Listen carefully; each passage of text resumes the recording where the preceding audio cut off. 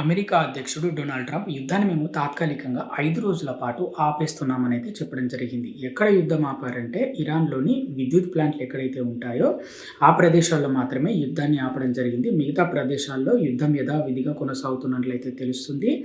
ఇక ఇరాన్‌లో ఆయుధాలైతే ఎక్కడుంటాయో, ఆర్మీ స్థావరాలైతే ఎక్కడుంటాయో వాటిపైన ఇటు అమెరికా, ఇజ్రాయెల్ సంయుక్తంగా ఇప్పటికి కూడా దాడులు కొనసాగిస్తున్నట్లయితే తెలుస్తుంది. ఇటు మరోవైపు ఇజ్రాయెల్ ప్రధాని నెతన్యాహు కూడా మళ్ళీ ప్రకటించడం జరిగింది. యుద్ధాన్ని మేము ఆపే ప్రసక్తి లేదు అని అయితే చెప్పడం జరిగింది. ఎందుకంటే అమెరికాకు మాకు ఉన్న డీల్ ప్రకారం, ఒప్పందం ప్రకారం ఎవరైతే ఎక్కువ దాడులు చేసి విజయం పొందుతారో వాళ్ళకి డీల్‌లో పైచేయి సాధించే అవకాశం ఉందని అయితే ఇజ్రాయెల్ ప్రధాని నెతన్యాహు అయితే చెప్పడం జరిగింది. మరోవైపు అటు అమెరికా అధ్యక్షుడు డొనాల్డ్ ట్రంప్ నేను శాంతి చర్చలకు సిద్ధమని చెప్పడం జరిగింది. మరోవైపు ఇటు ఇరాన్ తాత్కాలిక సుప్రీం ముస్తఫా ఖమేని కూడా మేము కూడా శాంతి చర్చలకు సిద్ధమని చెప్పడం జరిగింది. ఇలా చెప్తూనే ఇరాన్ ఏమో ఇజ్రాయెల్ పైన దాడి చేస్తుంది. మిగతా చుట్టుపక్కల ఉన్న గల్ఫ్ కంట్రీల పైన దాడి చేస్తుంది.